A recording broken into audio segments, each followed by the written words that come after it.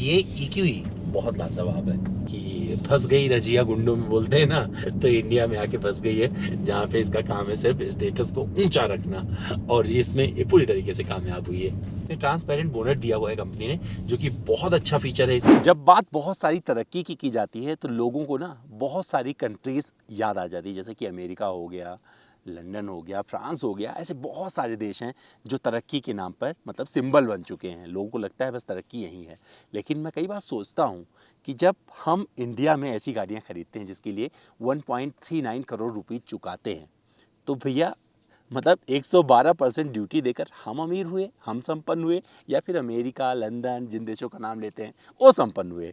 फिलहाल इसकी चर्चा नहीं करूँगा, सिर्फ ये बताने जा रहा हूँ मेरे साथ 1.39 करोड़ रुपीज़ में लॉन्च हुई मर्सिडीज़ की EQE है, जो कि एक इलेक्ट्रिक कार है, 550 किलोमीटर की रेंज देती है। और इसका निर्माण इंडिया में नहीं होता है, इसका निर्माण होता है अल्बामा, जो कि एक शहर है USA में, वहाँ पर बन के इंडिया में आके बिकती है। कैसी है गाड़ी चलाने में? तो मैं कहाँ बैठा हूँ? जन्नत में बैठा हूँ, स्वर्ग में बैठा हूँ। मतलब अगर आप फिजिकली स्वर्ग विजिट करना चाहते हैं, इसके बाद वाले स्वर्ग का नहीं पता, तो आपको आना चाहिए श्रीनगर। और मैं अभी गुलमर्ग में हूँ, और मेरे साथ ये गाड़ी यहाँ पर इस नेचर को पूरी तरीके से कॉम्प्लीमेंट कर रही है। तो क्या कुछ इसमें ऑफर किया है कंपनी ने, ये ऑलरेडी आपको अपनी वीडियो में दिखा चुका हूँ। फिर भी एक नज़र डालते हैं इस पर कि क्या कुछ मिलता है, और बैठ कर दिखाते हैं इसमें कि कितना मुझे कंफर्ट मिलता है, और साथ में इसको ड्राइव पर लेके चलते हैं और बताते हैं कि इस नेचर के साथ ये कितना सक्सेसफुल रहती है। जब बात करते हैं कि भैया अब सब कुछ शांत हो जाना चाहिए, जहाँ पर हम ये पेट्रोल डीजल फूंक के ना पर्यावरण को बहुत ही नुकसान पहुँचा चुके हैं। तो कैसी है गाड़ी, अपने फर्स्ट ड्राइव इंप्रेशन में शेयर करने जा रहा हूँ। तो चलिए शुरू करते हैं। जिस जगह मैं पहुँचा हूँ ना, अगर मैं ये जगह दिखाऊंगा, जो रास्ता है उसे देख के आप अंदाज़ा लगा लोगे कि एक परफेक्ट ऑफ रोडर भी है, और ये किसी भी रास्ते का सामना करके कहीं भी पहुंच सकती है, क्योंकि इस लोकेशन पर पहुंचने के लिए इसे बहुत ही ख़राब रास्ते का सामना करना पड़ा।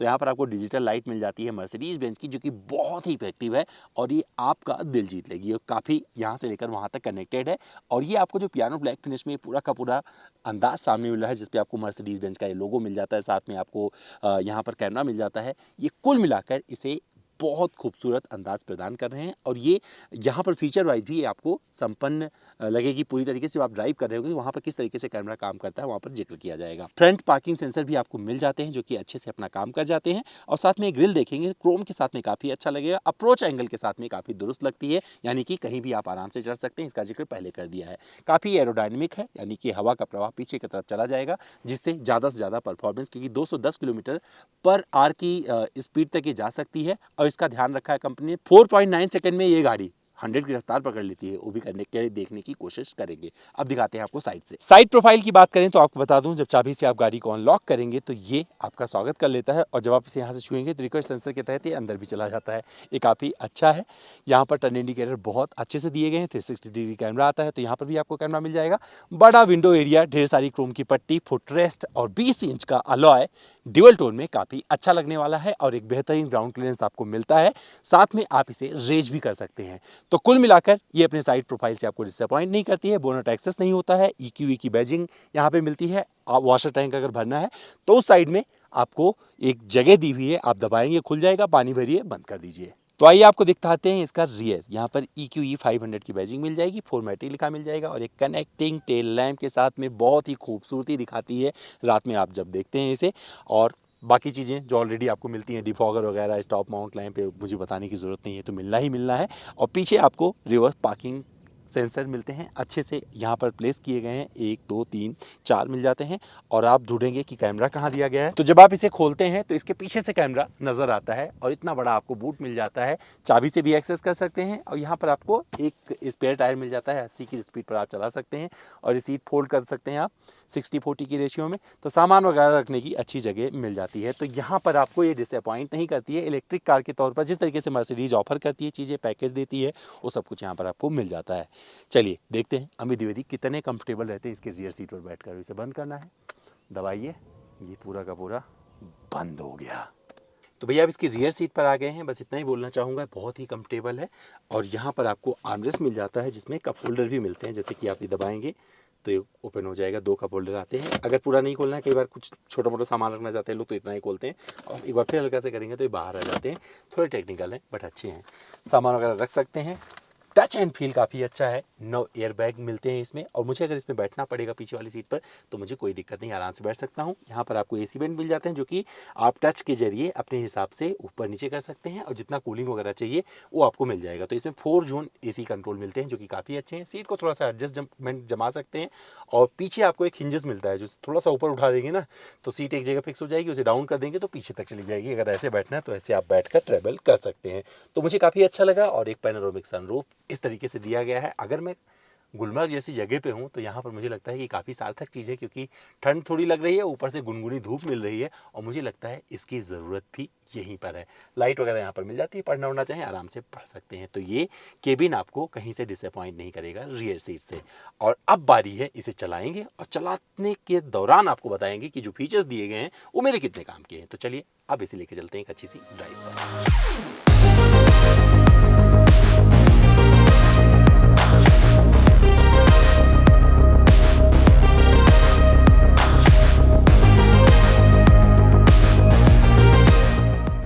तो चलिए भैया बात कर लेते हैं अपने इस मर्सिडीज की, जो कि इलेक्ट्रिक है, और ये EQE बहुत लाजवाब है। एक तो अगर आपने पेट्रोल और डीजल गाड़ियां चलाई हैं और तुरंत आप शुरू कर रहे हैं अपना सफ़र इस इलेक्ट्रिक के साथ में, तो आपको बताऊं ये बहुत ही पावरफुल है। और आपको थोड़ा सा ध्यान रखना पड़ेगा, क्योंकि 858 Nm का टॉर्क आप यूं ही नहीं संभाल पाएंगे।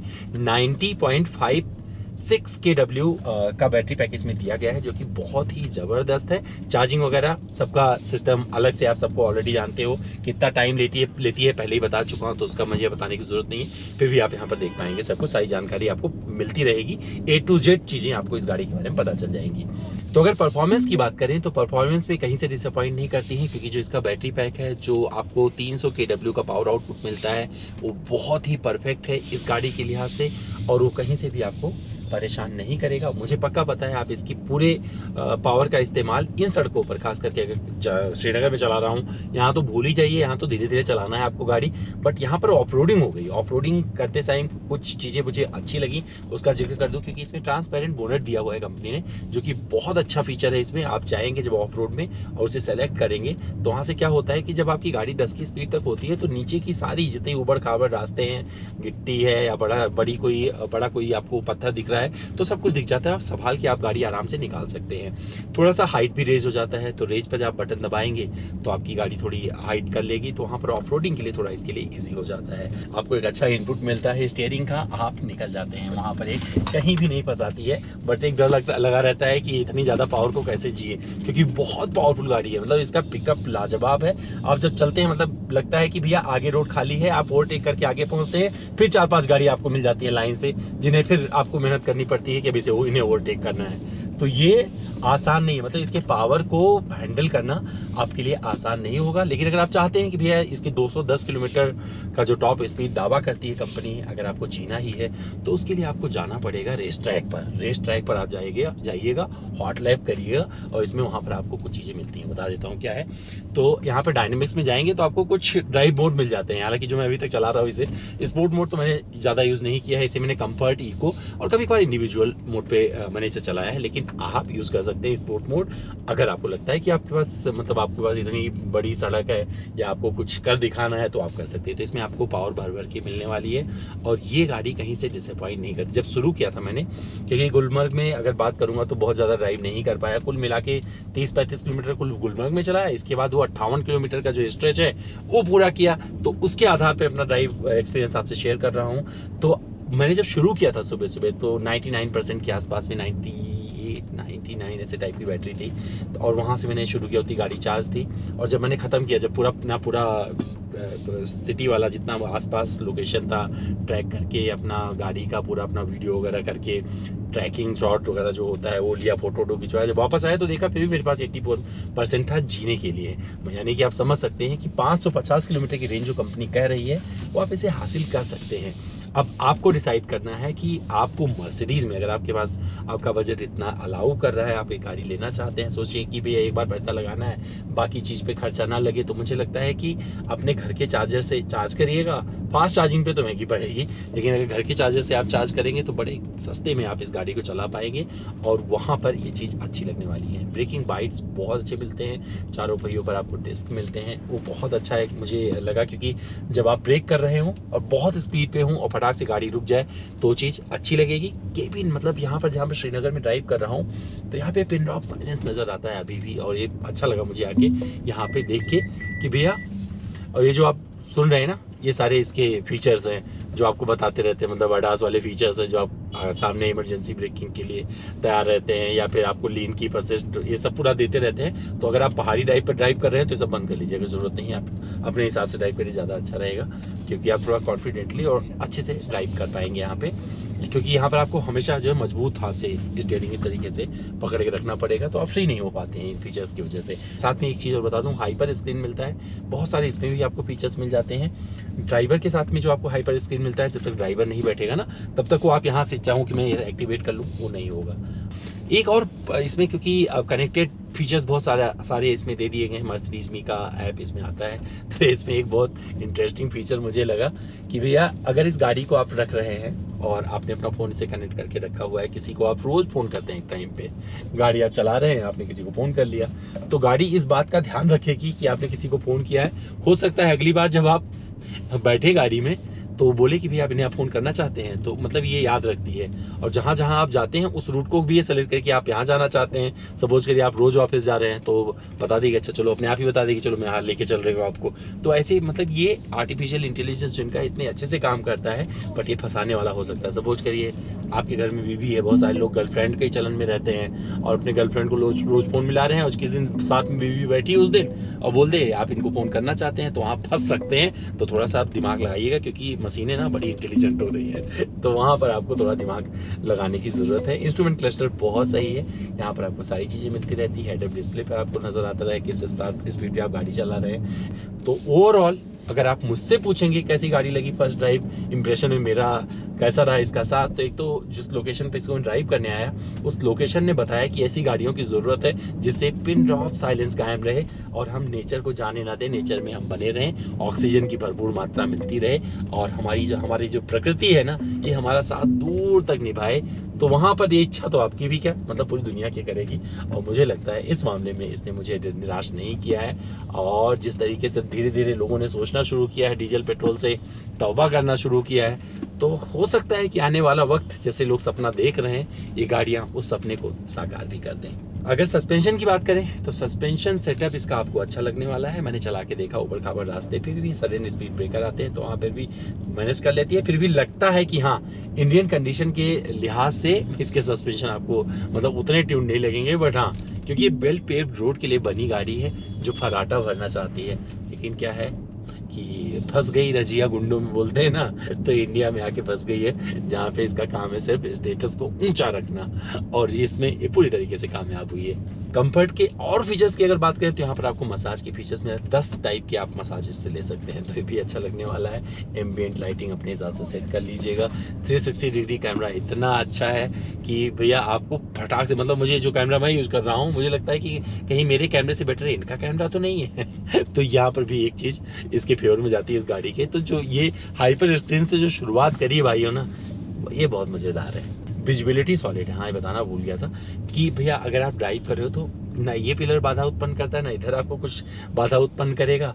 अगर इसकी बात करेंगे ORVM की तो उसमें आपको बढ़िया से व्यू मिलता रहता है। तो कुल मिलाकर सिर्फ आप चलाते रहिए गाड़ी, पूरी तरीके से गाड़ी आपकी नज़रों में रहेगी और आपको कॉन्फिडेंस देती रहेगी, जिससे आप आराम से अपने रास्ते को एंजॉय कर सकें सुकून से। इसके फर्स्ट ड्राइव एक्सपीरियंस से जो निचोड़ मैंने निकाला है उसके तहत बस यही बोलना चाहूँगा कि भैया इस गाड़ी में बहुत सारी चीज़ें हैं जो आपको पसंद आएगी, लेकिन जो बजट है वो शायद बहुत सारे ऐसे लोग होंगे जो वहाँ तक अफोर्ड कर पाएंगे, उनको ही लुभाएगा। लेकिन आपको एक चीज़ और बताता चलूँ साथ में कि ये जो कीमत इसकी जा रही है वहाँ तक, ये टैक्सेस की वजह से है, क्योंकि यहाँ पर 112% के आसपास टैक्स चुकाया जाता है और ये इंडिया में नहीं बनती है, इस वजह से ये दिक्कत है। लेकिन अगर इसकी प्रतिभा की बात करेंगे तो ये आपको कहीं से डिसअपॉइंट नहीं करती है, क्योंकि जो 550 किलोमीटर का कंपनी रेंज क्लेम करती है वो भी मिल जाता है। जो पैडल शिफ्टर मिलते हैं बेसिकली वो रीजन का काम करते हैं इलेक्ट्रिक में, वो भी बहुत अच्छा लगने वाला है। और साथ में आपको यहाँ पर कई सारे ड्राइव मोड मिल जाते हैं, मसाज फंक्शन मिल जाते हैं, यानी कि कंफर्ट का पूरा ध्यान इसमें रखा गया है।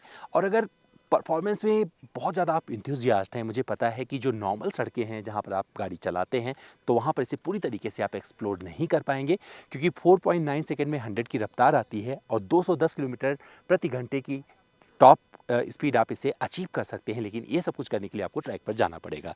तो इलेक्ट्रिक बस रहा है और लोग इस पर भरोसा जमा रहे हैं। हालांकि अभी अगर गाड़ियां देखेंगे जिनकी जो कीमत थोड़ी 15 से 20 लाख रुपए की बीच में है, उनको ज़्यादा बाज़ार से रिस्पांस मिल रहा है। लेकिन यहाँ पर भी बहुत सारे लोगों ने भरोसा जमाना शुरू कर दिया है और मर्सिडीज़ की इलेक्ट्रिक गाड़ियों को लोग बहुत पसंद कर रहे हैं। तो इस लोकेशन से आपके लिए जो वीडियो लेके आए, इसके तहत मैं यही बताना चाहूँगा, यही मैसेज देना चाहूँगा, जब आप ऐसी जगहों पर जाते हैं ना, तो एक कोशिश करिए कि अगर आपके पास कुछ भी है फेंकने के लिए कूड़ा, तो ऐसी जगहों पर ना फेंकें और किसी को फेंकते हुए देखें तभी उसे रोकें। क्योंकि जहाँ पर अभी हम खड़े हैं यहाँ पर टूरिस्ट नहीं आता है, इसलिए आपको साफ़ सुथरा नज़र आ रहा है। लेकिन जिस दिन यहाँ पर टूरिस्ट पहुँच गया ना, अलाउ कर दिया यहाँ पर आर्मी ने, उस दिन यहाँ की भी दशा अलग हो जाएगी, क्योंकि सब अपना कचरा यहाँ पर डालकर चले जाएंगे। तो मैं आपसे चाहता हूँ कि आप हमें वादा करें कि भैया ऐसी जगहों पर जाएंगे तो ना कूड़ा फेंकेंगे ना फेंकने देंगे। ये किसी और के लिए नहीं है, आपके हाइजीन के लिए है। जो आपका भविष्य बाद में आएगा यहाँ पर घूमने ना, वो आपको बधाई देगा कि कम से कम आपने उसके लिए एक साफ़ सुथरा माहौल यहाँ पर छोड़ा हुआ है। तो भैया अब आपकी बारी है कमेंट करने की, हमारा ये वीडियो कैसा लगा।